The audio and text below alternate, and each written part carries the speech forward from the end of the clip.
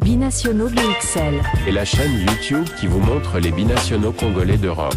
Les binationaux de Belgique, France, Allemagne, Grande-Bretagne, etc.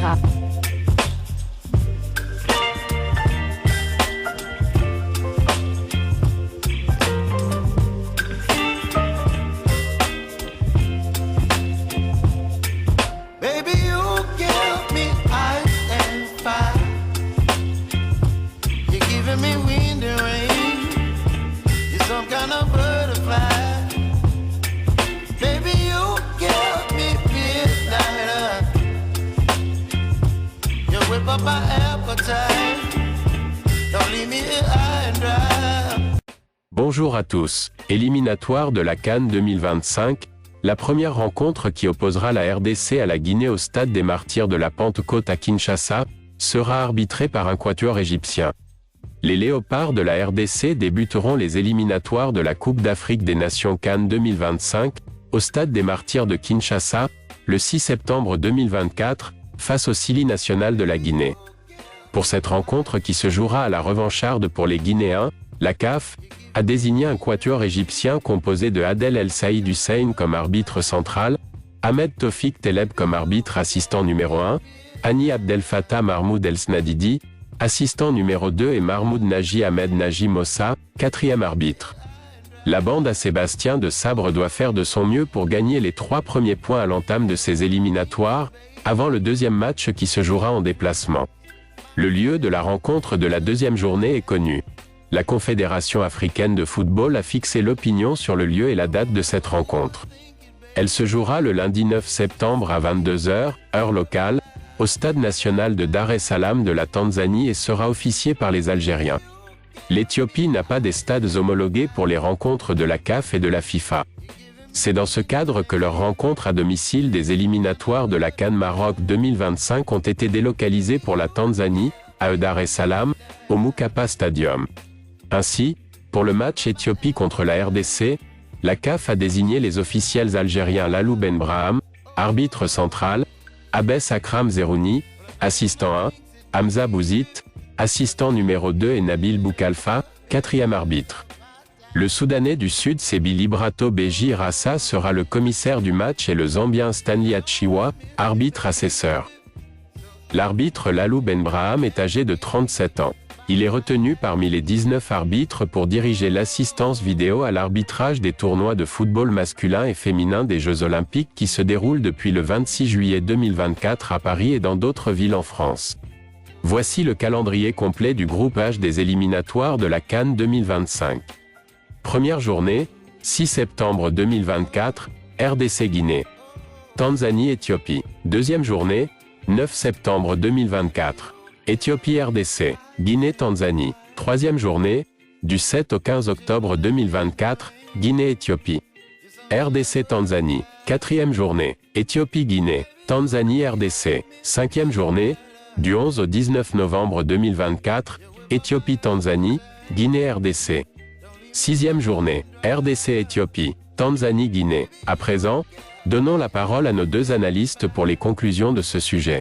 Vous avez suivi avec intérêt le calendrier de ces éliminatoires de la Coupe d'Afrique 2025 qui va se dérouler au Maroc. La RDC va commencer donc à domicile contre la Guinée et le trio arbitral sera égyptien. Le trio arbitral égyptien, donc la RDC au stade de Martyrs de la Pentecôte devra absolument prendre les 3 points. Vous avez suivi en introduction de ces sujets ce qui a été dit. Et donc, il faut absolument gagner parce que dans le match suivant, on va jouer en déplacement, mais pas n'importe quel déplacement. Au lieu de jouer à Dar es Salaam, au lieu de jouer à Addis Abeba en Éthiopie contre notre adversaire éthiopien, la RDC va jouer donc à Dar es Salaam, au stade de Mkapa Stadium de Dar es Salaam, le théâtre normalement des affrontements des équipes qui jouent locales, qui jouent dans ce stade, c'est-à-dire le Young Africa de Dar es Salaam et le Simba SC, et d'autres clubs aussi quand même de Tanzanie, y compris bien entendu les Taifa Stars, équipe nationale de Tanzanie, qui sera aussi un autre adversaire. Donc on reviendra encore à ce Mkapa Stadium là. C'est intéressant pour nous parce que la RDC a quand même une certaine communauté du côté de la Tanzanie, et donc jouer en Tanzanie contre l'Éthiopie ne serait pas une très mauvaise chose, n'est-ce pas? Tout à fait.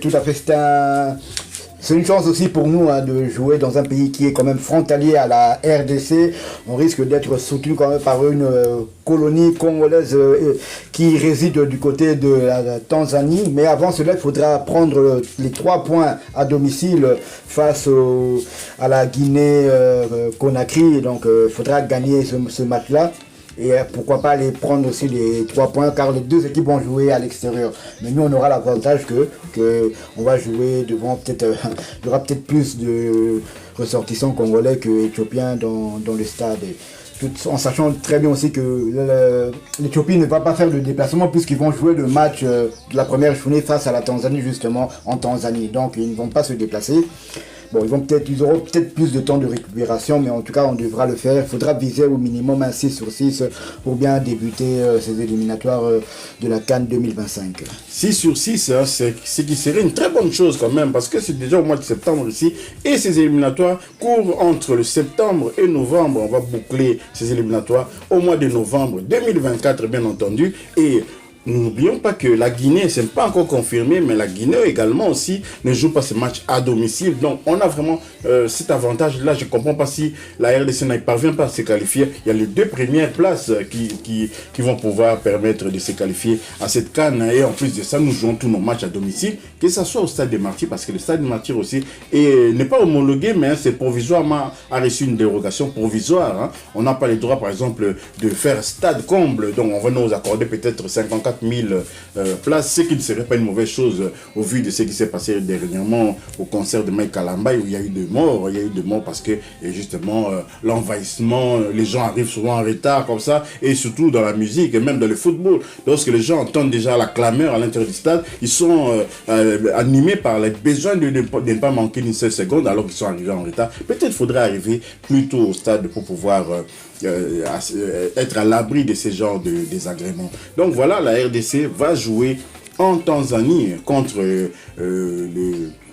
l'Éthiopie. Et je ne sais pas si l'Éthiopie avait eu le choix ou bien si c'est vraiment la CAF qui a imposé Dar es Salaam pour l'Éthiopie. Mais comme on venait de le dire, c'est un avantage aussi pour l'Éthiopie de pouvoir rester à domicile après leur match contre le Taifa Stars. Supposons que, par exemple, s'ils sont battus par la Tanzanie, ce qui est probable, ils sont battus par la Tanzanie, et juste après, ils doivent encore sortir de l'énergie comme ça, retrouver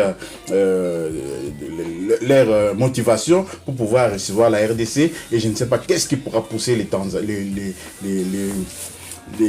justement les Éthiopiens à pouvoir bousculer la RDC, mais faisons attention quand même, hein. C'est pas la première fois que la RDC joue sur terrain neutre et ne parvient pas à arracher les 3 points. Exactement, la dernière fois c'était face au Soudan, justement. Le Soudan, vu les problèmes qu'il y a au Soudan, ils ne peuvent pas jouer leur match à domicile, donc à Khartoum. Le match avait lieu du côté de la Libye et nous avions perdu 1-0 là-bas, donc méfiance quand même, méfiance.